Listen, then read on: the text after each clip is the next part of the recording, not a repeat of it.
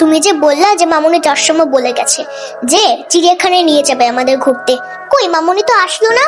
আর এখন তো বাইরে অন্ধকার হয়ে গেছে, এখন আমরা বাইরে কি করে যাব? আর তুমি কি জানো যে বাদুর রাতে দেখে না, সেও আমাকে দেখতে পাবে না, আমিও তাকে দেখতে পাবো না। আর তখন বাদুরও জানবে কি করে যে আমরা চিড়িয়াখানায় ঘুরতে গিয়েছিলাম? আমি জানাবো। বাবা বাবা বাবা কি করবো, বাদুরকে যে আমি কানে কানে বলে আসবো, হ্যাঁ, যে রাই গিয়েছিল তোমাকে দেখতে। ঠিক আছে মামুনি? তুমি এক্ষুনি মামুনিকে ফোন দিয়ে আসতে বলো। হ্যালো, হ্যাঁ, কোথায় তুমি? মিটিং এ তো, সেটা তো সন্ধ্যা থেকে শুনছি মিটিং এ। বাবা আমি তো এভাবে পাচ্ছি না। তুমি ওকে বলে গেছো, ওকে কথা দিয়ে গেছে, এখন তো কোনো কিছু করতে চায় না। না আমি হ্যান্ডেল করতে পারি না তা না, আমি খুব প্রপারলি হ্যান্ডেল করতে পারি না। কিন্তু প্রবলেম হচ্ছে যে তোমার যেদিন মিটিং থাকে, তুমি যেদিন ব্যস্ত থাকো, সেদিন ওকে কথা দিও না, আমাকে আগে থেকে বলে রাখো, তাহলে তো আমি আরো কোথাও ঘুরে আসতে পারি, তোমার জন্য ওয়েট করি না। আচ্ছা তুমি মিটিং শেষ করো, কথা আসো। খুব রাগ হয়ে যাচ্ছে কিন্তু, দেখছো, বকা দিয়ে দিলাম। বাবা তুমি মামুনির সাথে এরকম খারাপ ভাবে কথা বললে কেন?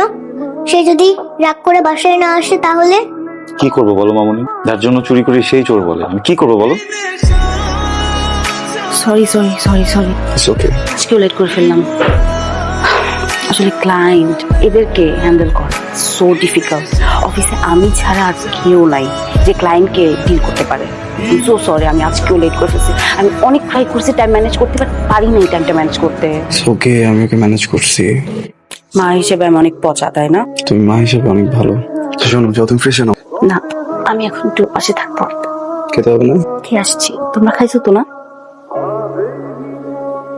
বাবা বাবা ওঠো, কি মা? ওঠো না।